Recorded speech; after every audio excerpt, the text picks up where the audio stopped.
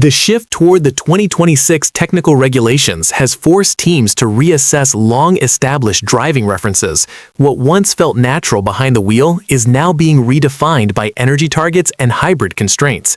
Engineers and motoristas are discovering that efficiency demands are reshaping cornering technique as much as straight-line deployment. Energy management has become the central variable, with a 350 kilowatt MGUK and a battery capacity that remains largely unchanged. The balance between harvesting and deploying electrical power is more critical than ever. Over the past 2 years, the FIA has introduced dedicated mappings and active aerodynamics in response to concerns raised during development, but the underlying limitations remain. Bahrain testing offered a clear case study. Sakir provides several heavy braking zones that are useful for harvesting energy, yet its 4 long straights place significant emphasis on maximizing recharge in corners. To meet the 8.5 megajoules per lap allowance, teams have been forced to adopt aggressive regeneration strategies that directly influence gear selection. Historically, turns 1 and 10 in Bahrain were negotiated in second or third gear. This year, observers noted multiple motoristas dropping to first gear in those same sections. The objective is twofold: increase engine revs to sustain turbo rotation following the removal of the MGU-H, and maximize energy recovery under braking. Not all teams followed the same path. Some remained in second gear, reflecting differences in gearbox ratios, turbo dimensions, and overall hybrid philosophy.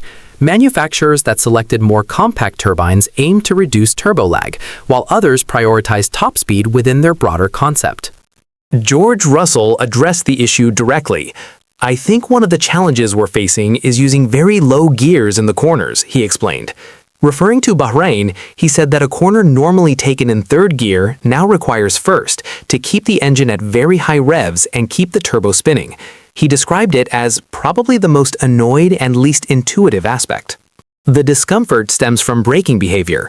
Downshifting to first gear increases engine braking, creating a sensation similar to a handbrake effect as the car decelerates. That amplifies the importance of brake balance, engine braking maps, and brake-by-wire calibration. With a more powerful electric component harvesting greater rear axle energy, the system must absorb significantly higher loads, making rear stability more delicate. Rear brake hardware has been resized, echoing approaches seen in Formula E, as more braking responsibility shifts to brake-by-wire to optimize recovery. However, this introduces variability. Braking is no longer a single linear action, but divided into phases, with an initial peak followed by modulation. Motoristas must interpret how engine braking and BBW interact, especially as the stronger motor generator affects the car's rotation. Lockups observed in Barcelona and Sakir underline how steep the learning curve remains. There is also a traction cost. Running first gear through slow corners means higher torque on exit. With the combustion engine operating at elevated revs and electric deployment joining the equation, rear tires can be overloaded. Russell illustrated the effect with a road car analogy, saying that entering a roundabout in first gear at normal speed would feel abrupt and unnatural. He acknowledged that while it may be slower mid-corner, failing to adopt this approach would cost more time on the following straight. For now, teams accept the compromise.